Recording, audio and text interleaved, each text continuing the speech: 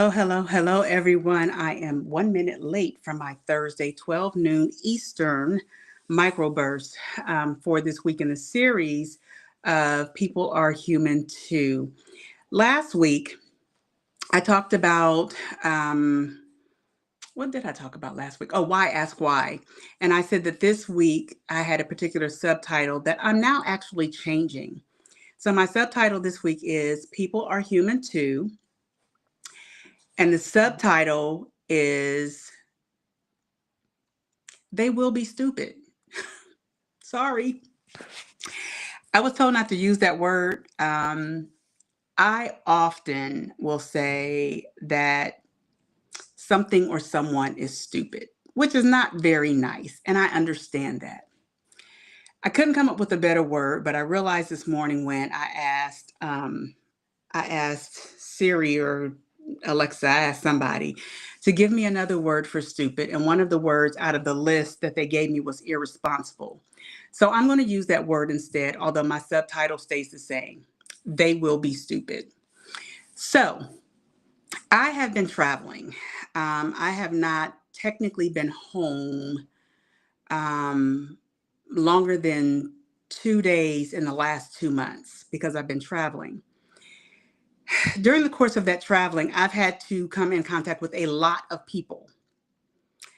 I've had to do a lot of peopling, as I call it, which I can do, but I need to regroup, recalibrate, reset, reboot after doing a lot of peopling. And I just have not had the bandwidth to do that with all that I've got going on right now. So, with that being said, it has been a challenge for me not to use the term people are stupid or they're stupid or that was stupid because I just haven't had a chance to reset, recalibrate, reboot. And I know that there are people out there who know exactly what I'm talking about. Sometimes you are dealing with people that you just feel are just really stupid. Now, let me say this. There's a difference between dumb and stupid, and I've posted this before. Dumb is a condition. Stupid is a choice. Okay? When people make choices to not be or operate in their fullest potential or to only consider themselves and not the bigger picture, or to project their issues onto someone else because it's what's safe for them in that moment because they don't want to deal with reality. Those are the things that I'm talking about when I say they will be stupid, right? Obviously, stupid has a negative connotation. I can't do anything about that. I can't make stupid mean anything positive because it doesn't, except unless you, from the old Martin show, when Tommy would tell Cole, you stupid, right? Because it was a joke. And so it was kind of funny. And there was, adding some like humor to it. But I guarantee you that's not the way I mean it when I say it.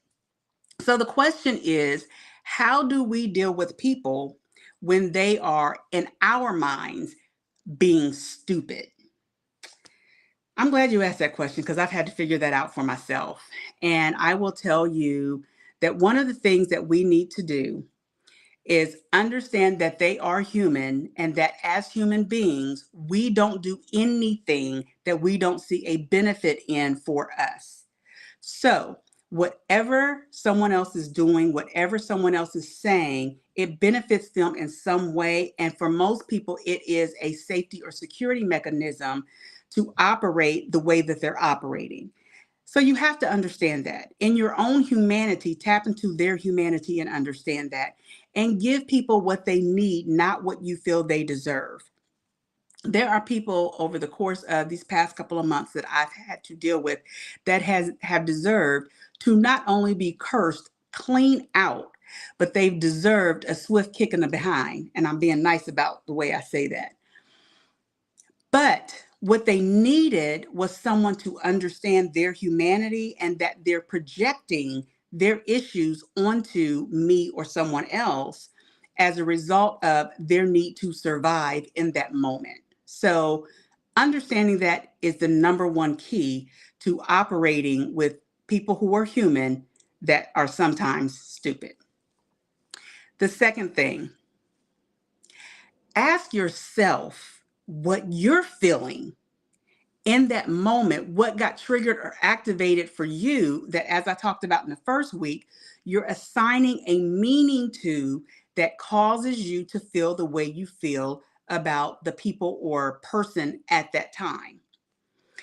Anytime we feel something, that is our triggers being activated or tapped into, and we've got to realize that in that moment there's something more specifically about us that we need to be made aware of. And so when we make those assignments, and I think I talked about this last week and the week before, well, and the week before that, when we make those assignments of meaning to a situation, a circumstance, a person, or what have you, when we make those assignments, we are responding to our subconscious, because we operate 95% from our subconscious and only 5% from our consciousness. We're operating from our subconscious and we're responding to a previous experience that we had, not that current experience. And a prime example of that, again, I may have talked about this last week, is the infamous Will Smith, Chris Rock slap, the Oscar slap. In that moment, the response was not to what was going on right then. The response was to childhood trauma and watching the abuse that was taking place among his parents, that he felt unempowered to intervene. So in that moment, the memory recall or the occipital lobe pulled up previous experiences. So he responded out of his subconscious, not his conscious. We all do that. I don't care who you are. If you identify as a human being, you do it too. So the point that I'm making now is when someone is showing up and being stupid, as we define it, you have to ask what just got activated for you that you would categorize their behavior, their words, or even them as just being stupid. I've had to do this recently, so I'm speaking from real-time experiences. And then my third point for this microburst is this. When someone is showing up, or when a situation is showing up, and there is a level of, again, how we define stupidity, we have to give grace to ourselves for the way we're feeling, and then give grace to the person or people in their response. And I was teaching a class the other day, and I always do this in my classes. I tell people that the way to handle challenging situations or difficult people is to do it through interrogation, asking questions, help people come to a revelation about themselves so that we can all have a resolution. So if someone is doing something, you can ask questions to probe them to think through their consciousness instead of operating through their subconscious. By doing that, it gives people the opportunity to course correct and or redirect their behavior. It also gives you an opportunity as well because you're thinking through the process of their answers. I know it's bad to call people stupid. I know it is. I'm not perfect. I'm still a work in progress. That people are human too also applies to me. There are times, even recently, as this morning, where I'm just like, they're stupid. And I even said to my husband, I started singing Kendrick Lamar, right? They not like us. They not like us, right? Which doesn't mean that we're perfect, but it does mean that I recognize when people are making a choice not to do what needs to be done in that moment. And so you have to learn to give yourself grace, allow yourself the minute or so to feel what you're feeling and process that. Ask for spatial accommodations if you need it. I need a minute. Let's put a quarter in a parking meter and let's park it right there, as my pastor says. We'll come back to that. Give yourself grace and room to feel what you're feeling and process it and go through your own tracing your tree of humanity moment. But then come back to them and again, ask questions. Do deductive reasoning to get to the bottom of why what's happening is what's happening so that the outcome can be productive and not even more toxic or add more fuel to the fire. Here's a bonus point. I was praying about some stuff that was going on, and I said something that I always say, which is that I need to protect my peace at all costs. And I felt God say to me in that moment, you always say that, Stacy, but there's no such thing as protecting your peace.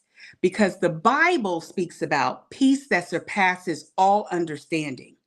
And in order to have peace that surpasses all understanding, you have to know that that level of peace is stored in a sacred place. So you don't need to protect it because people don't have access to it. The only time you don't have that kind of peace is when you move away from it. You've moved out of your sacred space in order to operate in your flesh, which is why you end up feeling the negative feelings and emotions that you have and calling people stupid, if I can be real. So understand that the peace that surpasses all understanding that's spoken about in the Bible is sacred. It's sacred for you. No one else can interrupt or disrupt that peace because they actually don't have access to it. When your peace is interrupted, it's because you moved away from that sacred place where your peace lives. That's just a bonus. So, as I said last week, I'm trying to keep these microbursts short. This one I actually did under 20 minutes, but I want you all to take some tips, forward this or share this with someone else. Make comments so that I know that you're watching, that something resonated with you. I will be coming back next month, which starts this weekend, but I'll be coming back next month with a whole new series. It will no longer be People Are Human Too. So stay tuned, follow me, share this, all of the other social media things that you do. But until then, make today better than yesterday. Strive for an even better tomorrow because mindset truly is everything. You all have a blessed rest of your day and an awesome and fantastic rest of your week and weekend. I'll see you next week. Take care.